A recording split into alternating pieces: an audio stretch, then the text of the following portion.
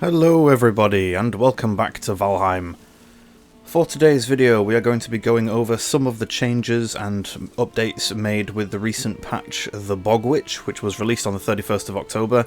I know, I'm very late with this one, I do apologise. I basically checked my Steam a month ago and saw they were testing the patch and then completely forgot about it for a whole month, so yeah, I'm very stupid.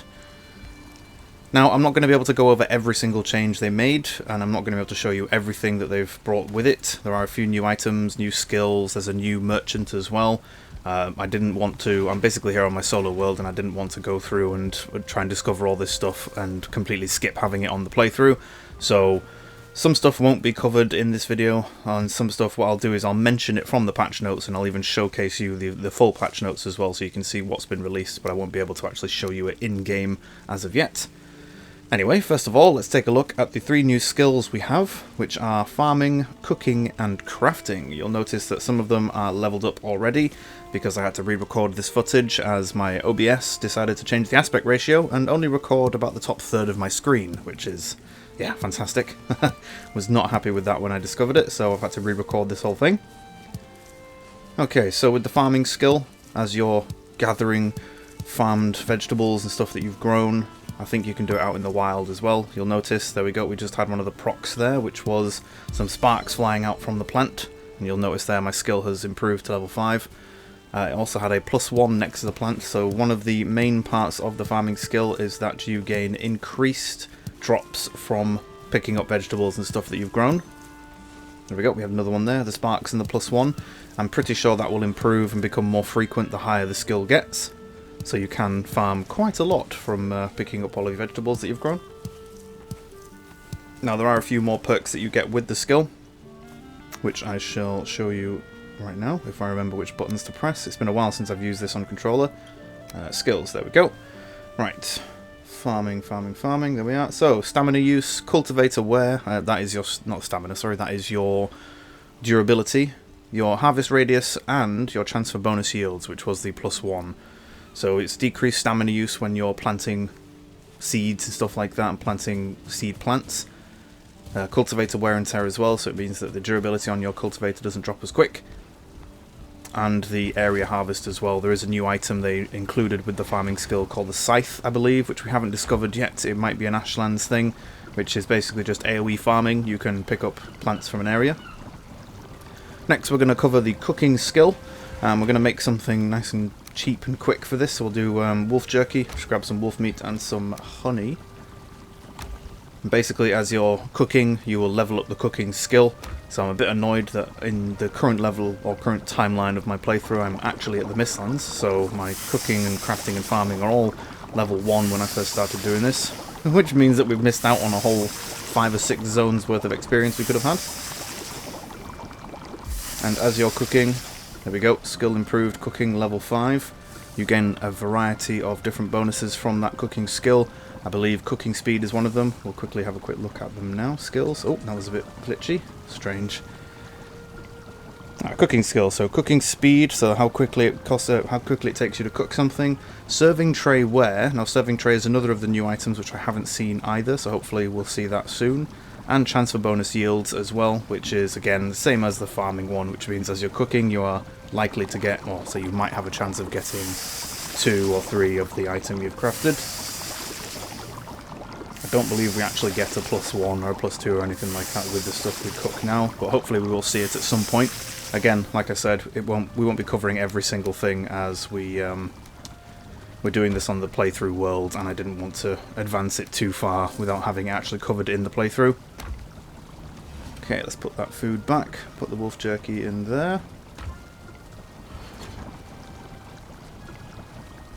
Now, the third of those new skills is crafting. Pretty straightforward, this one. We're going to make ourselves some more needle arrows, so we're just going to grab some needles and some feathers. Oh, accidentally sat down there. Okie dokie. Right, needle arrows, let's craft these.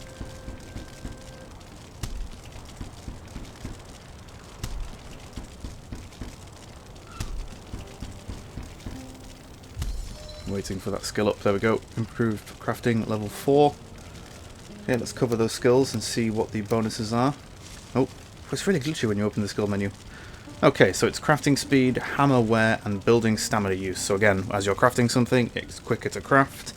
The durability usage on your hammer when you're building things is reduced, so your hammers will last longer, and stamina use as well whilst you're building, because as you'll notice when you're building big buildings, you can run out of stamina if you don't give your character a break in order to recharge it.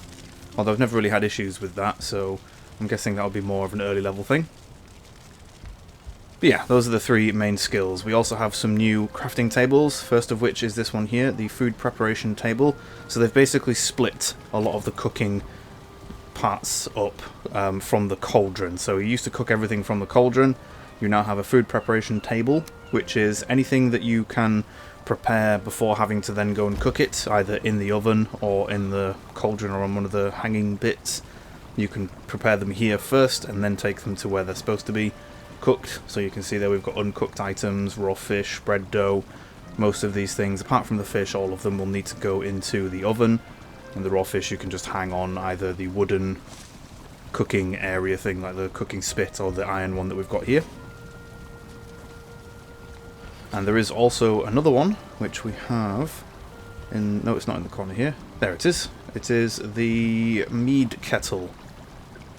So when you want to prepare meads in order to turn into potions and stuff like that, you have to build the mead kettle. It does also have to be placed over an open fire. I realised this after I first built it and had to move it next to the iron cooking station there. And again, this is just separating it from the cauldron. You prepare all of your mead bases here and then you place them into the barrels. So the standard functionality of the meads hasn't really changed that much, although the graphics for them have been updated, which I quite like. Makes it easier to spot them from a distance. And then obviously you still have to place them within the fermenter in order to cook them properly. Here we have another one of the new build pieces, a barrel, which is essentially a very small chest. It's actually smaller than the standard wooden chest that you get. Now in order to build these you do have to go to the standard merchant, which you'll find in the Black Forest. And you need to purchase these barrel hoops here. So we have 10 of them. I believe you get 3 every time you purchase them. They cost 100 gold coins, and it only uses, I think it's 1 barrel hoop per barrel, but you also need 10 wood with it as well.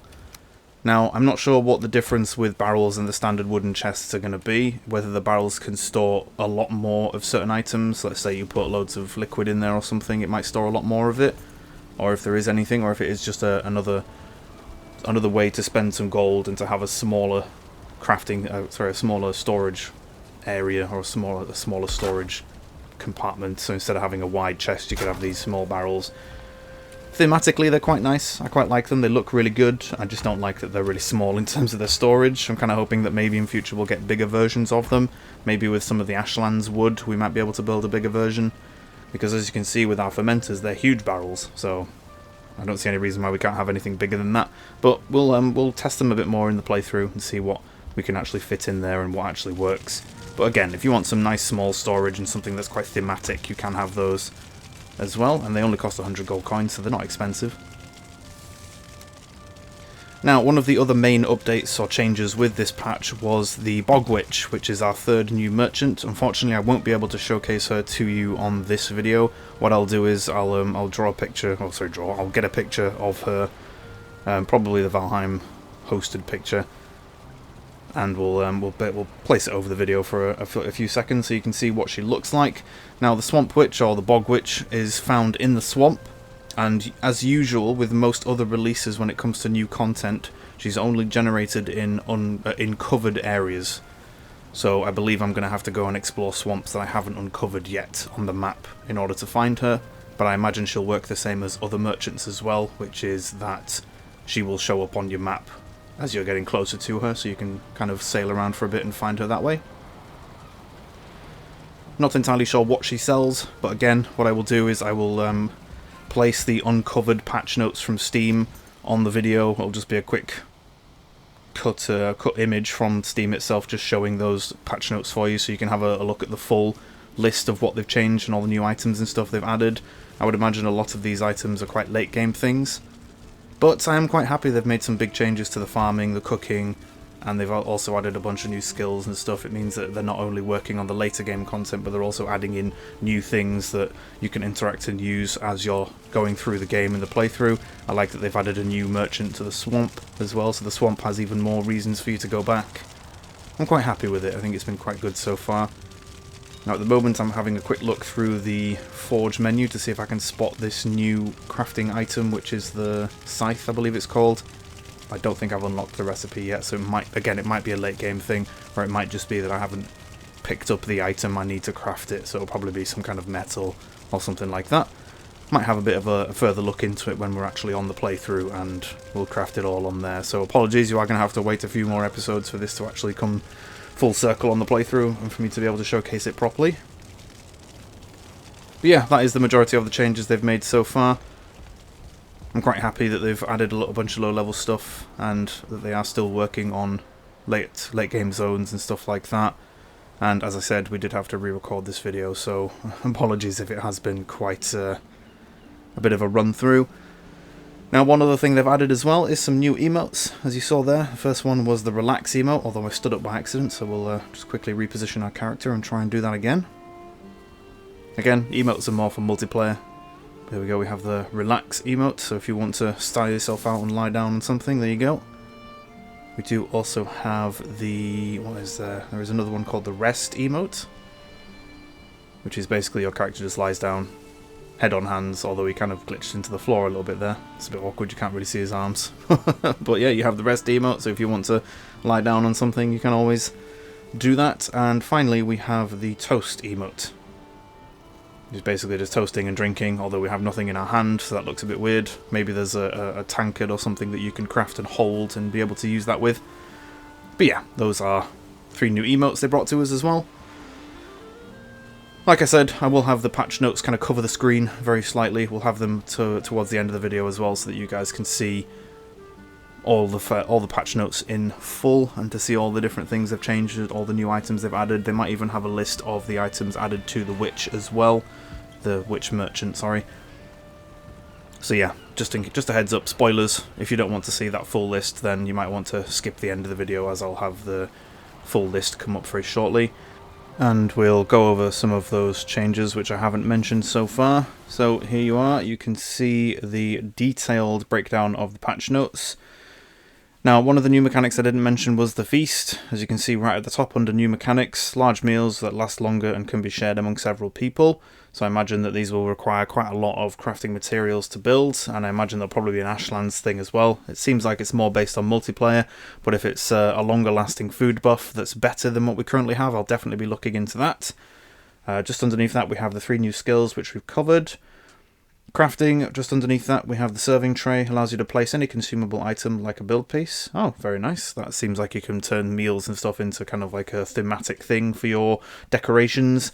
You've got the new tool which is the scythe, which allows you to speed up the harvesting of your crops. We also have the new materials, the barrel rings, which we've already covered, candle wick, scythe handle. So the scythe handle is something you have to buy. A whole bunch of food things, so fresh seaweed, squirrel hamstrings, strange, powdered dragon eggshells, ivy seeds, toadstools, all that kind of new materials and stuff, which will all be purchasable from the new vendor, or the new merchant, I imagine. You have obviously the new build pieces, the barrel storage, resin candles, workbenches, and the mead kettle, so the food prep table, which we've already built. There is some new clothing as well, and some new creatures, the which is the trader, and a new NPC/enemy, which is Kvaster, however you say that, which I guess, again, would be another Ashlands thing, so again, we won't be able to see that until we actually see it on the playthrough. And then next page we have food potions, so we've got the whole new bunch of feasts, we've got a whole new bunch of potions, which I'm looking forward to having a look at. We have Berserker Meads, Tonic of Ratatoska, Lightfoot Mead, Draft of Vanadin. I'm not even going to try and pronounce some of these names. We'll have to wait until we see them in game before I try saying that. We have new locations. We have a new event, which is Ghosts, which I'm definitely not looking forward to that. I'm guessing the new event for Ghosts would be another raid, which we'll have to defend against, which is great fun. And then it covers some of the fixes and improvements and the new crafting, which is the mead bases and the uncooked food. And then obviously you've got the food place with the serving tray is steaming of deliciousness, which I'm guessing is again a thematic thing for food. And then, yeah, a whole bunch of bug fixes and improvements and stuff like that. So that is all of the changes they've brought in so far. Thank you, everybody, for watching this update, and I hope we will see you in our playthrough. Again, apologies for any spoilers. Thank you, everybody, for watching, and I shall see you in our next episode.